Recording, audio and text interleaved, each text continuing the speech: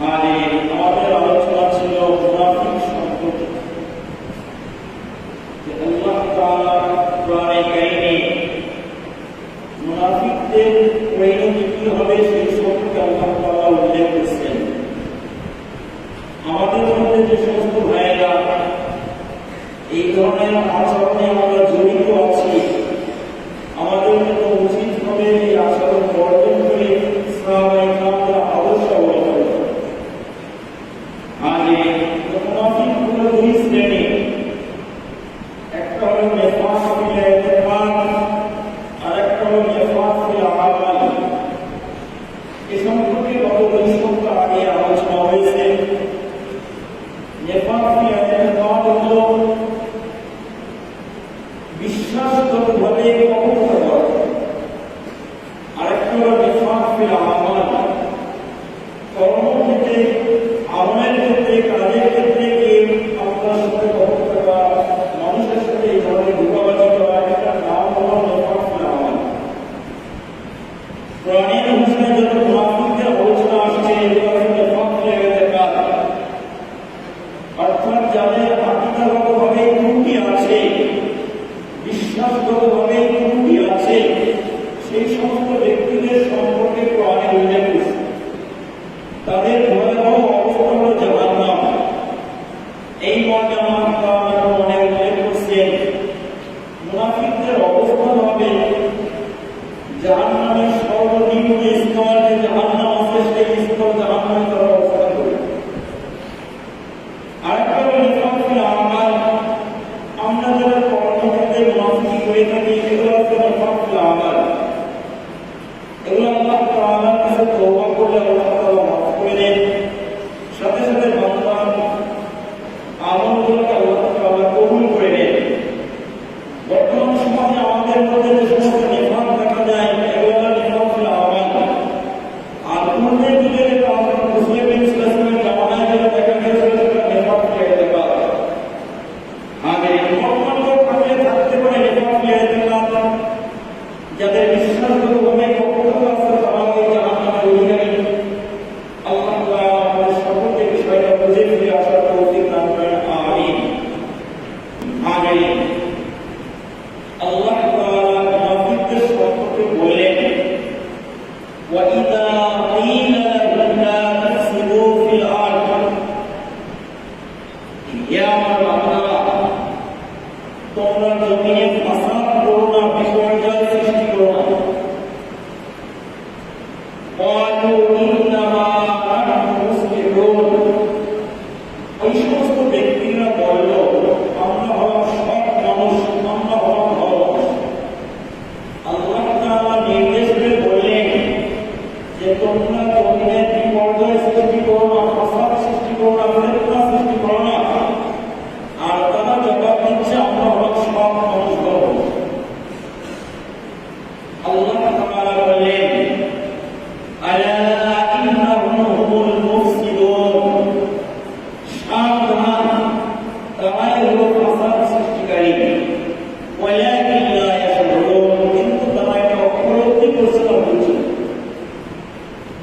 আল্লাহ তাআলা তাদের সম্পর্কে হুঁশিয়ার করে দিলেন, সাবধান করে দিলেন যে তারাই হলো ফাসাদ সৃষ্টিকারী, বিপর্যয় সৃষ্টিকারী, কিন্তু তারা এটা উপলব্ধি করছে।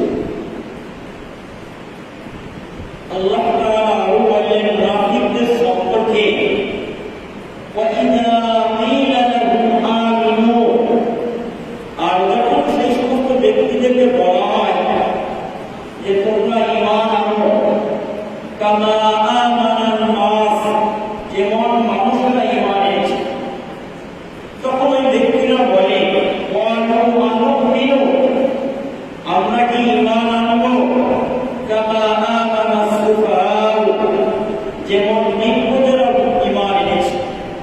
নির্বোধেরা বোকারা যেমন ঈমান এনেছে, অনুরূপ কি আমরা ঈমান আনবো? আল্লাহ তাআলা বলেন আলা ইন্নাহুম হুমুস সুফাহাউ, সাবধান তারাই হলো নির্বোধ।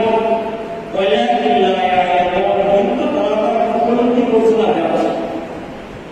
আর এই কারণে তাদেরকে যখন বলা হয় যে তোমরা ঈমান আনো যেমন মানুষরা ঈমান এনেছে, তখন তারা বলে নির্বোধেরা যেমন ঈমান এনেছে ওরকম ঈমান আমরা আনবো। আল্লাহ তাআলা বললেন সাবধান, তারাই হলো নির্বোধ, কিন্তু তারা উপলব্ধি করে না, বোঝে না। আগে এখানে নাস থেকে উদ্দেশ্য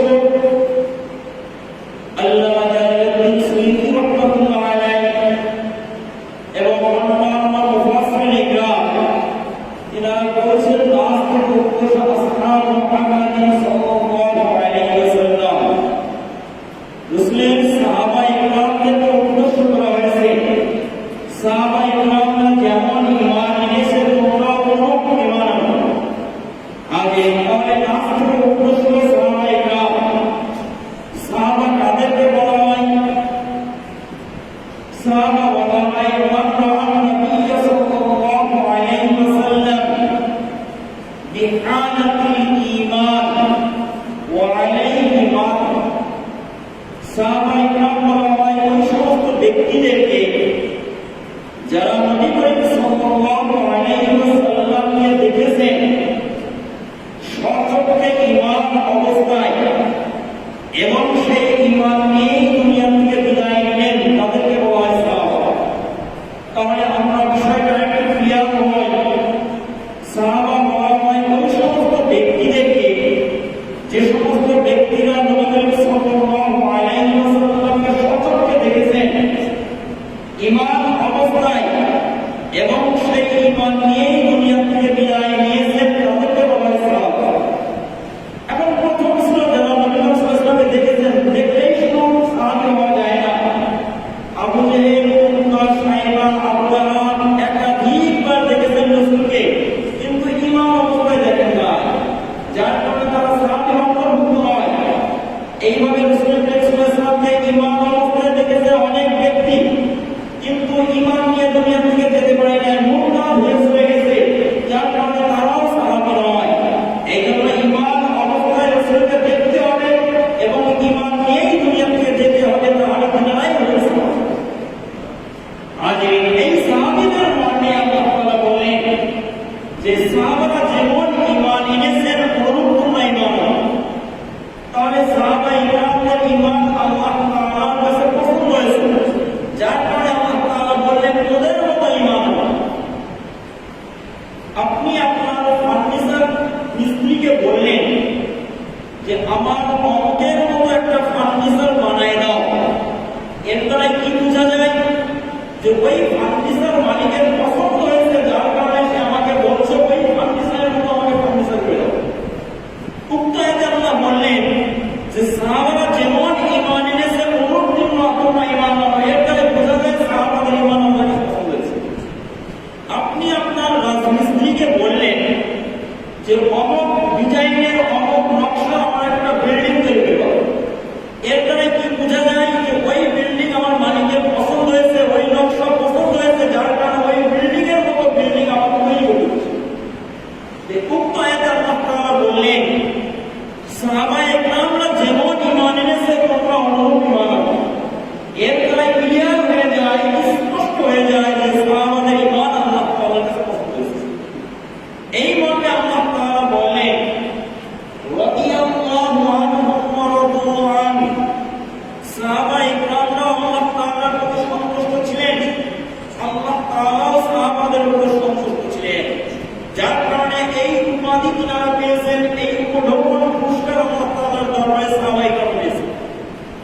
আজ এই তাহলে সাহাবা ইকরামদের ব্যাপারে আমরা স্পষ্ট বুঝতে পারলাম যে আল্লাহ তাআলার মনোনীত বান্দা ছিলেন তিনারা। এ ব্যাপারে আমাদের আহলুল হক, আহলে সুন্নাত ওয়াল জামাতের কোনো দ্বিমত নয়। কিন্তু যারা এই ব্যাপারে দ্বিমত করে, যারা এই ব্যাপারে ক্লোকান করে, কটূক্তি করে, তারা নিশ্চিত ভ্রান্ত পথে রয়েছে। এই মর্মে রাসূল করিম সাল্লাল্লাহু আলাইহি ওয়াসাল্লাম বললেন তুকরিমু আসহাবি, তোমরা আমার সাহাবাদেরকে সম্মান করো। ফাইন্নাহুম খিয়ারুকুম, কেননা সেই সাহাবাই তোমাদের মধ্যে সর্বোত্তম ব্যক্তি।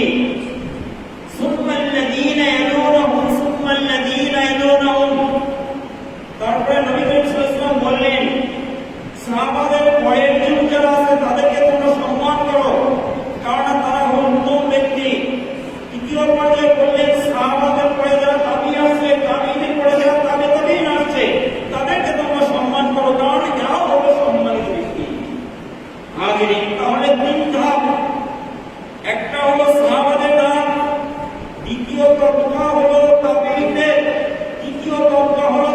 তাবেঈনদের, এদের সম্মান করার জন্য, এদেরকে মানার জন্য আল্লাহ তাআলা নবী নির্দেশ করেছেন। সুম্মা ইয়াযহারুল কাযিব, তারপর আল্লাহ নবী বললেন এরপরে মিথ্যার প্রচার চলা শুরু হবে। হাজিরিন, তাহলে প্রথম যুগ সোনালীর যুগ ছিল, দ্বিতীয় যুগ স্বর্ণের যুগ ছিল, এরপরে চতুর্থ ধাপে যে এসে ফাসাদ সৃষ্টি হলো। আল্লাহ তাআলা কোরআনে কারীমের আয়াতে বললেন, হে আমার বান্দারা, তোমরা সাহাবায়ে কেরামরা যেমন ঈমান এনেছে পুরো। এখন আমাদের মধ্যে ফিরকায়ে বাতিলা, অগণিত ফিরকায়ে বাতিলা চলছে। একটা হলো আহলুল কোরআন, যারা দাবি করে কোরআন মানলেই যথেষ্ট, হাদিস মানার কি দরকার, কারণ কোরআন হলো আল্লাহর বাণী আর হাদিস হলো মানুষের কথা, নবীর বাণী। তাহলে আল্লাহর কথা মানলেই যথেষ্ট হয়ে গেল, হাদিস আর মানার প্রয়োজন নাই। দ্বিতীয় আরেক শ্রেণীর মানুষ বাহির হয়েছে, তারা বলে শুধু কোরআন আর হাদিস মানলেই যথেষ্ট, সাহাবাদের মানার কি দরকার, কারণ এনারা তৃতীয় ধাপের মানুষ, এনাদের না মানলেই তো চলে। এই ধরনের অগণিত মানুষ বিভিন্ন পর্যায়ে বিভিন্ন ফিরকায়ে বাতিলের ভিতরে জড়িত আছে। হাজিরিন, রাসূল করিম সাল্লাল্লাহু আলাইহি ওয়াসাল্লাম তিনি এই জামানায় আসলেন, কোরআন ওনার উপরে নাজিল হলো। এখন এই কোরআন ওনার উপরে নাজিল হলো কিনা যদি আমরা না মানি, তাহলে কোরআনকে কিভাবে মানা হয়? আল্লাহ তাআলা কোরআনের ব্যাখ্যার জন্য হাতে কলমে কাগজ খাতায় লিখে শেখানোর জন্য যেমন ভাবে শিক্ষকের প্রয়োজন হয়, ঠিক তেমনি ভাবে আল্লাহ তাআলা তিনি তার নবীকে শিক্ষক হিসেবে পাঠিয়েছেন, প্রেরণ করেছেন। কোরআনটা হলো মুলাফাস, সংক্ষিপ্ত, আর হাদিসটা হলো তার সারের ব্যাখ্যা। তাহলে রাসূল হলো সংক্ষিপ্ত জিনিসের ব্যাখ্যা করে দিবেন, কারণ কোরআনের ভিতরে সমস্ত জিনিস আছে সংক্ষিপ্ত ভাবে। এই সংক্ষিপ্ত ভাবে যে জিনিসগুলো আছে এইগুলোর ব্যাখ্যা ছাড়া বোঝা অসম্ভব। তাহলে যে সমস্ত ভাইয়েরা আহলুল কোরআন দাবি করেন যে আমরা শুধু কোরআন মানবো, এটাই যথেষ্ট, আল্লাহর কোরআন মানলেই যথেষ্ট, হাদিস মানার দরকার নাই, তিনারা যে ভ্রান্তর মধ্যে রয়েছে বিষয়টা আমরা ক্লিয়ার হওয়ার চেষ্টা করি। আল্লাহ তাআলা কোরআনে বললেন, ফামান শাহিদা মিনকুমুশ শাহরা ফালইয়াসুমহু, তোমাদের মধ্য হতে যে রমজান মাস পাবে সে যেন রোজা রাখে। তাহলে আল্লাহ তাআলা নির্দেশ করবেন যে রমজান মাস পাবে সে যেন রোজা রাখে। এতটুকু কোরআনে উল্লেখ আছে। কোরআনের আরেকটা আয়াতে উল্লেখ আছে, কুতিবা আলাইকুমুস সিয়াম কামা কুতিবা আলাল্লাযীনা মিন ক্বাবলিকুম, তোমাদের উপরে রমজানের রোজাকে ফরজ করা হয়েছে যেমন পূর্ববর্তী পুরুষদের উপরে রোজা ফরজ করা হয়েছে। পূর্ববর্তী পুরুষদের উপরে যেমন রোজা ফরজ হয়েছিল, তোমাদের উপরে তেমন রোজা ফরজ করা হয়েছে। হাজিরিন, তাহলে রোজা কারে কয়? রোজা বলা হয় ওয়াল ইমসাকু মিনাল আকলি ওয়াশ শুরবি ওয়াল বিআল মিনাস সুবহি সাদিক ইলাল গুরুব, খাওয়া, পান করা, স্ত্রী সহবাস ইত্যাদি কাজ থেকে বিরত থাকা, সবে সাদেক থেকে নিয়ে সূর্য অস্ত যাওয়া পর্যন্ত, এটা হলো রোজার সংজ্ঞা। হাজির, তাহলে কোরআনে স্পষ্ট রোজা থাকার কথা যে রমজান মাস যে পাবে সে যেন রোজা রাখে। তাহলে এখন আপনি রোজাটা কিভাবে রাখবেন? যিনারা বলছেন আহলুল কোরআন, শুধু কোরআন মানলেই যথেষ্ট, হাদিস মানার দরকার নাই, সেই সমস্ত ভাইয়েরা রোজা কিভাবে থাকবেন? যেহেতু আল্লাহ তাআলা কোরআনে রোজা প্রথম থেকে কোন পর্যন্ত থাকতে বললেন, কোরআনে রোজা শুধু বলছে রোজা তোমাদের উপর ফরজ করা হয়েছে যেমন তোমাদের পূর্ববর্তী পুরুষদের উপর ফরজ করেছে। তাহলে যারা বলছেন যে শুধু কোরআন মানলেই হলো, হাদিস মানার দরকার নাই, তিনারা কোরআন মানার নামে চিটারি বাটপাড়ি ছাড়া কিছু করছে। কারণ রোজা তখনই আপনার হবে যখন হাদিস মোতাবেক সবে সাদেক থেকে সূর্য অস্ত যাওয়া পর্যন্ত মানবেন, তখনই আপনার রোজা হবে, এছাড়া আপনার রোজা হবে না। আল্লাহ তাআলা কোরআনে বললেন, আকিমিস সালাত ওয়া আতুজ যাকাত, হে আমার বান্দা, আমি তোমাদের উপরে আমি শুধুমাত্র সালাতকে ফরজ করেছি, যাকাতকে ফরজ করেছি। তাহলে আল্লাহ তাআলা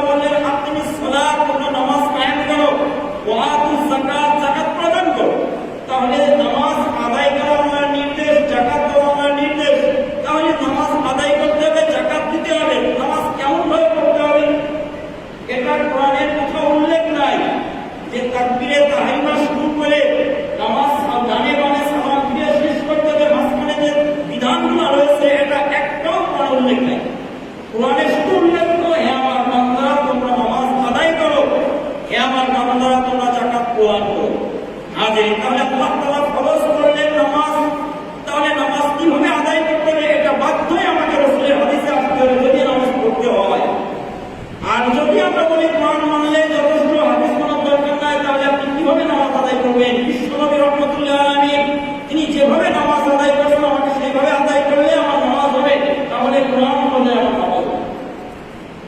এই ইমাম রাহমাতুল্লাহ আলাইহি রাসূল করিম সাল্লাল্লাহু আলাইহি ওয়াসাল্লাম বললেন, সাল্লু কামা রাআইতুমুনি উসাল্লি, হে আমার উম্মতেরা তোমরা নামাজ আদায় করো যেমন ভাবে আমাকে নামাজ আদায় করতে দেখো। আমাকে যেভাবে নামাজ আদায় করতে দেখো, পড়তে দেখো, তোমরা সেইভাবে নামাজ আদায় করো। তাহলে আমাকে নামাজ আদায় করতে হলে রাসূলের তরিকা অনুযায়ী আদায় করতে হবে। আজ যখন রাসূলের তরিকা অনুযায়ী নামাজ আদায় করবো তখনই কোরআন প্রকৃত আমল মানা হবে। আর রাসূলের তরিকা অনুযায়ী যদি আমি আমল না করি, নামাজ আদায় না করি, তাহলে কোরআন মানা হবে। কোরআন মানার নামে চিটারি বাটপাড়ি করা ছাড়া আর কিছুই নয়। আল্লাহ তাআলা নির্দেশ করলেন, হে আমার বান্দা তোমরা যাকাত প্রদান করো। এই যাকাত কে দেবে? কার উপরে যাকাত ফরজ? যাকাত কাকে দিতে হয় এ সমস্ত কোরআনে উল্লেখ নাই। কোরআনে শুধু উল্লেখ আছে যাকাত প্রদান করো। আর এই যাকাত কতটুকু মালে দিতে হয়, কতটুকু মাল হলে যাকাত ফরজ হয় এটা কোরআনে উল্লেখ নাই। কোরআনে উল্লেখ আছে যাকাত প্রদান করো। তাহলে কোরআনে উল্লেখ করে যাকাত দেওয়ার কথা।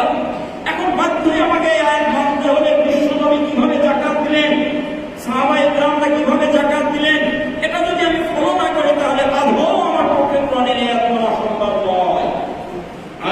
রাসূল করিম সাল্লাল্লাহু আলাইহি ওয়াসাল্লাম কাদের উপরে যাকাত ফরজ করেছেন, কাদেরকে যাকাত দেওয়ার কথা বলেছেন, কাদেরকে যাকাত দেওয়া যাবে, কাদেরকে দেওয়া যাবে না, এগুলো আমাকে হাদিসে বাধ্যই যেতে হবে যদি আমাকে যাকাত দিতে হয়। সুতরাং হাদিস মানা ছাড়া কখনোই কোরআন মানা সম্ভব নয়।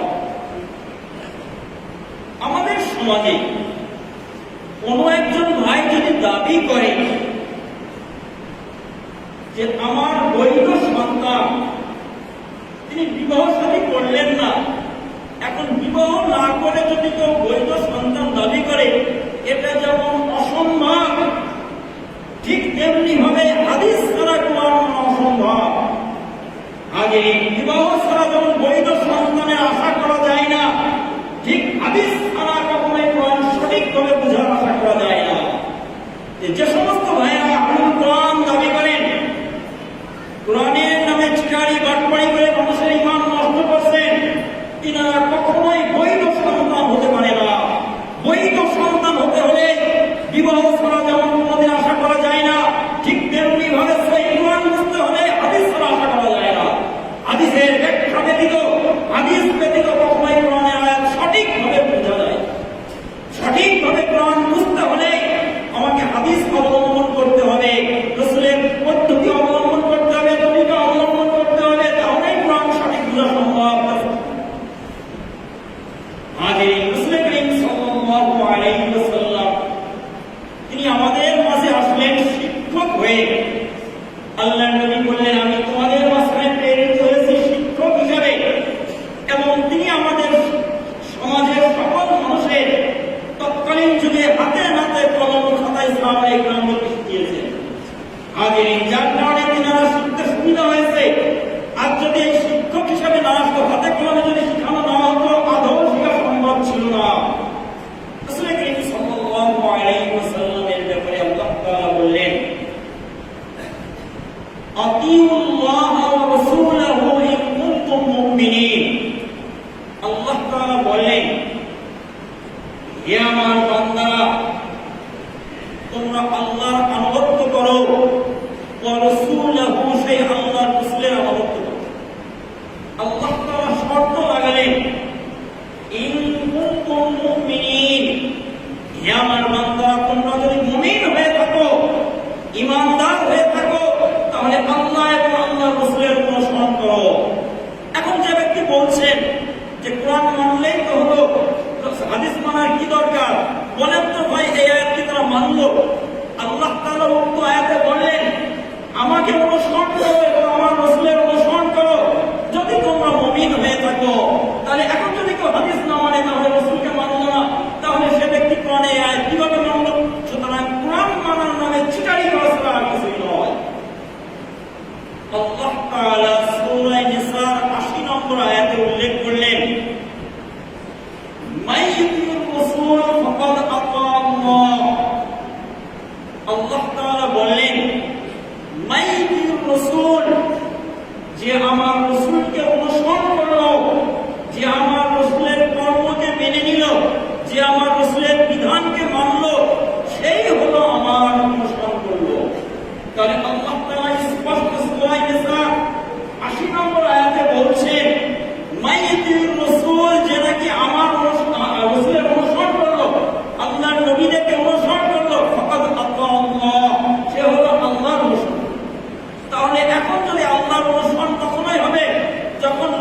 অনুসরণ হবে।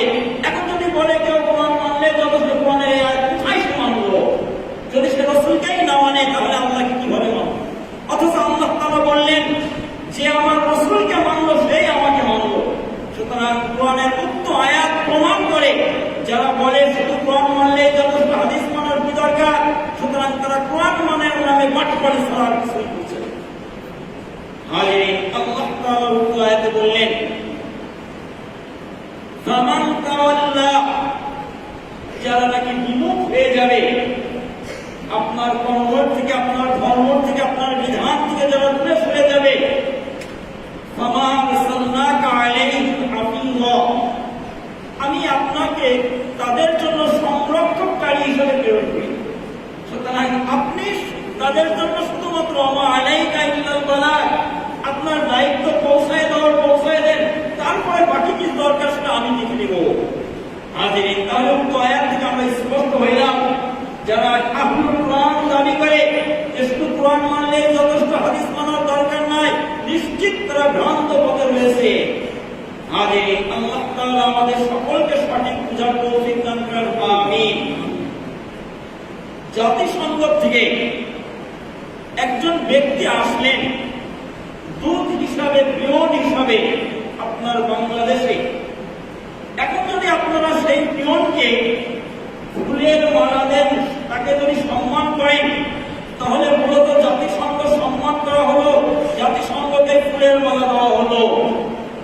আর সেই পিয়নকে, সেই দূতকে যদি আপনি জুতার মালা দেন, অবমাননা করেন, অপমান করেন, লাঞ্ছিত করেন, তাহলে সেই ব্যক্তিকে লাঞ্ছিত করা হলো না, মূলত সেই জাতিসংঘকেই লাঞ্ছিত।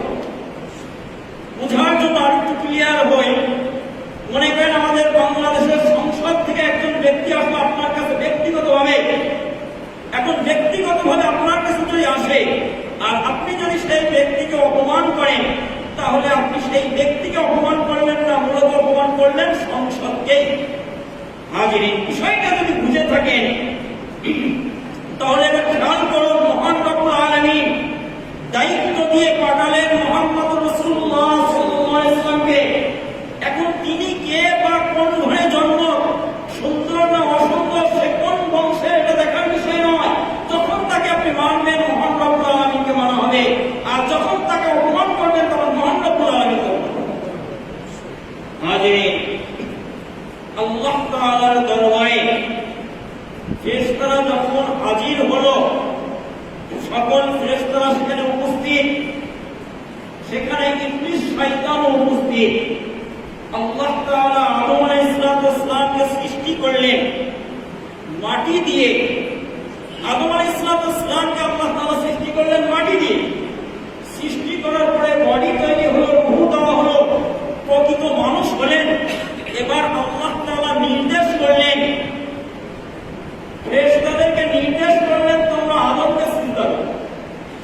হাজিরিন, আদম কিসের তৈরি দেখার বিষয় নয়, আদম সে সুন্দর না অসুন্দর দেখার বিষয় নয়, সে ছোট না লম্বা দেখার বিষয় নয়, সে কালো না ধলা দেখার বিষয় নয়। দেখার বিষয়টা হলো নির্দেশ, নির্দেশ কার, এটা হলো দেখার বিষয়। ফেরেশতারা দেখলেন এখানে নির্দেশ হলো মহান রব্বুল আলামিন। আমরা হলাম নূরের তৈরি, দেখার বিষয় নয়। আদম হলো মাটির তৈরি, দেখার বিষয় নয়। এখানে নির্দেশ হলো মহান রব্বুল আলামিন, দেখার বিষয় হলো নির্দেশ। সুতরাং নির্দেশ হয়েছে মহান রব্বুল আলামিনের পক্ষ থেকে সিজদা করার, সাথে সাথে সিজদা করলেন। সিজদা করার কারণে তিনি আল্লাহর কাছে শ্রদ্ধের পাত্র হলেন, সম্মানের পাত্র হলেন ফেরেশতারা। মিস্টার ইবলিস সে কি করলো? যুক্তি পেশ করলো, হে আল্লাহ, তুমি আদমকে সৃষ্টি করেছো মাটি দিয়ে, মাটির বৈশিষ্ট্য হলো নিচে থাকা, আর তুমি আমাকে সৃষ্টি করেছো আগুন দিয়ে, আগুনের বৈশিষ্ট্য হলো উপরে ওঠা। সুতরাং আমি থাকবো উপরে, আদম থাকবে নিচে। আদম আমাকে চিন্তা করবে, আমি কেন আদমকে চিন্তা করবো? হাজিরিন, যুক্তি দিল কি? আল্লাহ তাআলার হুকুমের বিরুদ্ধে, আল্লাহ তাআলার বিধানের বিরুদ্ধে যুক্তি পেশ করার কারণে সে আজীবন লাঞ্ছিত হলো, মহান রব্বুল আলামিনের দরবার থেকে সে বিতাড়িত হলো, আল্লাহ তাআলার দরবার থেকে সে লাঞ্ছিত, অবরুদ্ধ হয়ে রয়েছে। হাজির, তাহলে আমাদের খেয়াল করা দরকার, বিষয়টা লক্ষ্য করা দরকার যে আমরা একটা নির্দিষ্ট দেখবো। সুতরাং হাদিস মানা একটা নির্দেশ হলো মহান রব্বুল আলামিনের। সুতরাং নবী মানার নির্দেশ হলো মহান রব্বুল আলামিনের। নবী কোন ঘরের জন্ম, কোন বংশের জন্ম এটা দেখার বিষয় নয়, দেখার বিষয় হলো নির্দেশ দেখার। যদি আমরা মহান রব্বুল আলামিনকে মেনেই থাকি, কোরআনকে যদি আমরা মেনেই থাকি, তাহলে নিশ্চিত আমাদেরকে সকলকেই মুহাম্মদ রাসূলুল্লাহ সাল্লাল্লাহু আলাইহি ওয়াসাল্লামকে শেষ নবী হিসেবে স্বীকার এবং তিনার বাণীকে বিশ্বাস করতে হবে। এই মর্মে মহান রব্বুল আলামিন কোরআন গ্রন্থ বললেন, ওয়া ইয়ানতিকু আনিল হাওয়া ইন হুয়া ইল্লা ওয়াহয়ুন ইউহা। হে আমার বান্দারা, তোমরা নিশ্চিত জেনে রাখো মুহাম্মদুর রাসূলুল্লাহ সাল্লাল্লাহু আলাইহি ওয়াসাল্লাম সে কখনোই তার নিজের পক্ষ থেকে বলে না। সে যেটাই বলে সেটা মহান রব্বুল আলামিনের নির্দেশেই বলে। মহান রব্বুল আলামিন যে ওহী প্রেরণ করেন, তিনি যে ওহী পাঠান, সেই ওহীর আলোকেই তিনি বর্ণনা করেন। সুতরাং রাসূল করিম সাল্লাল্লাহু আলাইহি ওয়াসাল্লামের সকল হাদিস এটাও হলো ওহী, তবে সরাসরি নয়, এটাকে বলা হয় ওহী গায়রে মাতলুব। হাজিরিন, আল্লাহ তাআলা অন্য আরেকটা আয়াতে বললেন, মা আতাকুমুর রাসূল, হে আমার বান্দারা, তোমাদের মাঝে আমার নবী যে সমস্ত বাণীগুলো প্রকাশ করছে, তিনি যে কথাগুলো বলছেন, কাজগুলো করছেন, কর্মগুলো করছেন, এগুলো সব তোমরা অবলম্বন করো এবং তিনি যেগুলো তোমাদেরকে নিষেধ করেন সেগুলো তোমরা বর্জন করো। তাহলে নবীগণ সাল্লাল্লাহু আলাইহি ওয়াসাল্লামের সকল কথাই কোরআনের বাণী স্পষ্ট প্রমাণ হয়ে যায়। সুতরাং হাদিস যারা মানবে না, যারা হাদিসকে অস্বীকার করে, নিশ্চিত তারা কোরআনকে অস্বীকার করে পরোক্ষ হবে। হাজিরিন, আল্লাহ তাআলা আমাদের সকলকে হাদিস বুঝে কোরআন মানার তৌফিক দান করেন। আমিন।